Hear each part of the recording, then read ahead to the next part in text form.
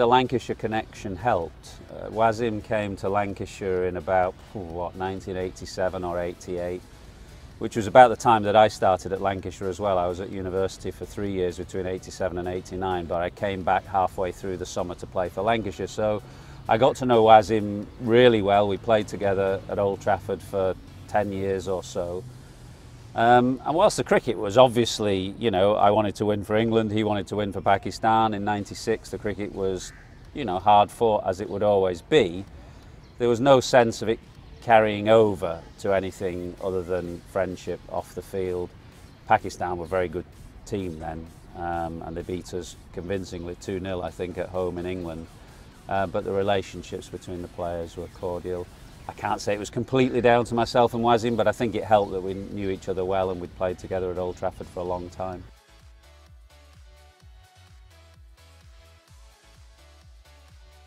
Well, it's been one of the great sadnesses that international cricket left Pakistan for the best part of 7 or 8 years after that attack in 2009. And it can't have been easy from all kinds of perspectives to play in the UAE, both from the players, often playing in front of empty crowds, constantly away from home on the road. What other team had to play virtually 12 months a year on the road? And then the cost, in terms of financial cost to the PCB, which must have been significant over that period. So given all those disadvantages, for Pakistan to remain competitive, for the game still to be widely followed here in Pakistan, it says a lot about the depth of feeling for the game here in this country, I think. And it's great to see cricket come back now, which is part of the reason I'm here. We're filming a little documentary for the summer about the return of cricket. And so it's fantastic to see teams and players from other countries coming back and feeling, comfortable about coming back to play in Pakistan again.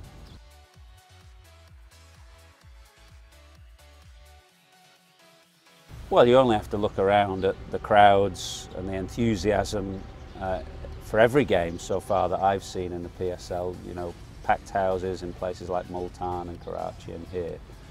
But just as importantly, all those foreign players who have come and will now know that cricket is safe in Pakistan and will be able to tell that message to their players from their own countries. I was in the Pearl Continental last night in the cafe, and there were about 8 or 9 English players gathered around, all chatting. There's Moeen Ali, Ravi Bopara, Tom Banton, Lewis Gregory, Liam Dawson. There's a whole load of them there, and they were all saying how much they've enjoyed the competition. The competition's, it's great standard. They feel perfectly safe here. So that message will get passed back, and that will encourage more players and more teams to come.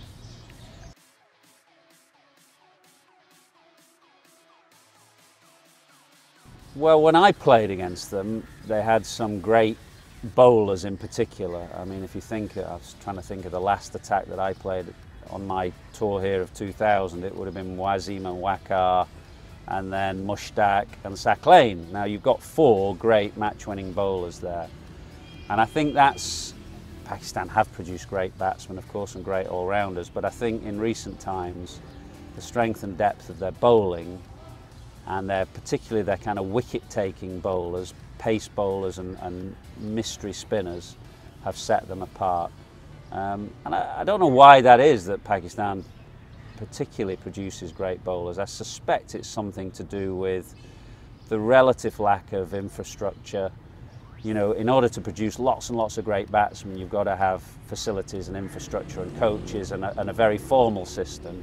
But I think bowlers can spring and emerge from anywhere, and that's probably why Pakistan produce so many.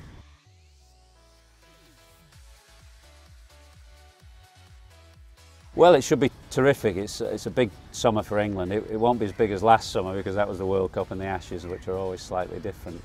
But we've got Pakistan coming and we've got West Indies coming. And Pakistan have had a very good record against England in recent years in England. And so they're always, a valuable team to come, and they'll get good support. The crowds will be good. The cricket should be good. It should be highly competitive. So we're looking forward to seeing Pakistan in England this summer.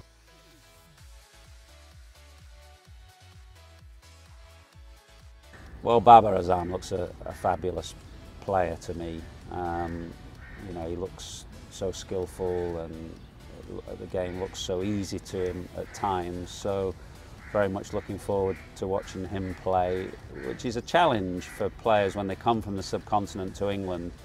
You know, in the last 2 or 3 years in England, the conditions have been extreme actually, with the Duke's ball and the floodlights and the way the ball has moved around. So it's going to be a challenge for all Pakistan's batsmen, but I should think he'll be up to it.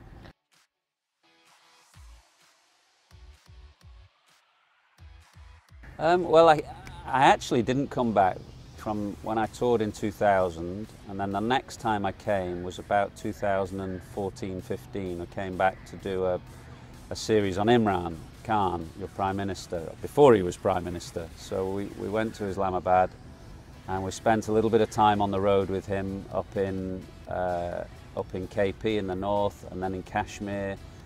And then we did a big long sit-down interview with him at his house in Islamabad, and we're talking really about his political aspirations and, you know, his hopes and dreams of becoming Prime Minister. And we did a long sit-down with him, about an hour and a half, and his final words to me were, "One day I'm going to win," and he has won, obviously.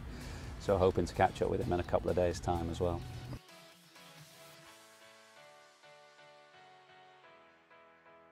Well, I've been at it a fair while, so I retired in 2002, so I've been doing it almost as long, or if not longer, than I played.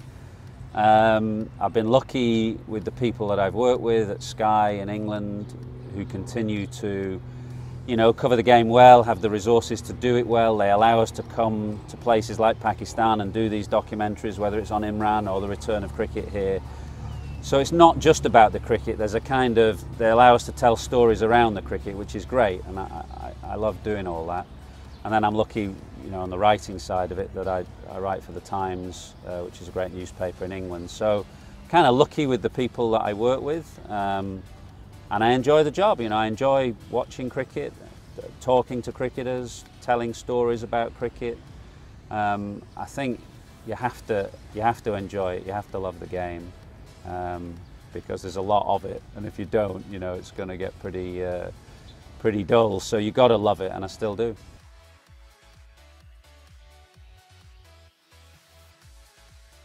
It's not easy, and I don't feel it's my job to criticise. I think it's your job to speak honestly and truthfully.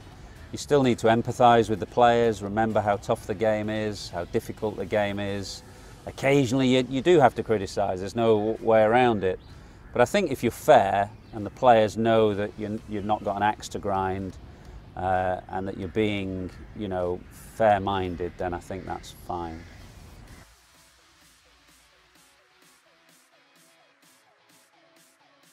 Well, I don't really regard myself as having a team. I mean, I'm English, obviously, and I want England to win. But essentially, when I've got the microphone in my hand, I regard myself as a neutral commentator, because even in England, if you commentate in England, on England, you'll know that there are many fans watching who'll be supporting Pakistan, there'll be many fans watching who'll be Indian or whatever nationality it is. So I think it's important to maintain a bit of neutrality. That's maybe an old-fashioned view, I don't know, but I still think it's quite important to do that as a broadcaster. So I never use the word we, you know, I always kind of speak neutrally as a commentator.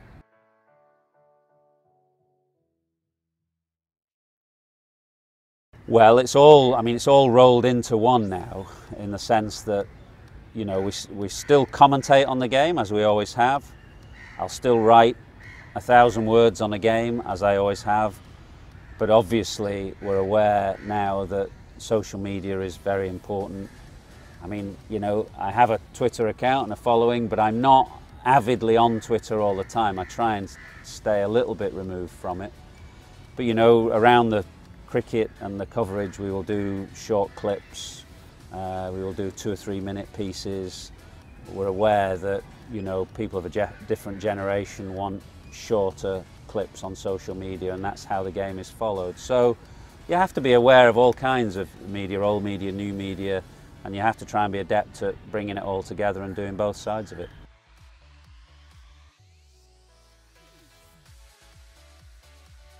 Well, I just made a conscious decision. You have to, before you kind of get involved on social media, you have to, I think, say to yourself, what are you trying to get out of it? And for me, as I say, I try and stay a little bit detached.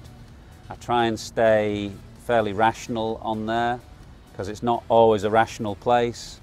And of course, other people use it differently, and they'll use it to create controversy and drive, followers to them, or try and get as many clicks as possible. But it's just not. It's not how I do it, and I've kind of made that decision, and I'm going to stick with it for a while. I'm not saying it's the right thing to do, and I'm not telling other people how to do it, but that's just kind of I'm comfortable with that.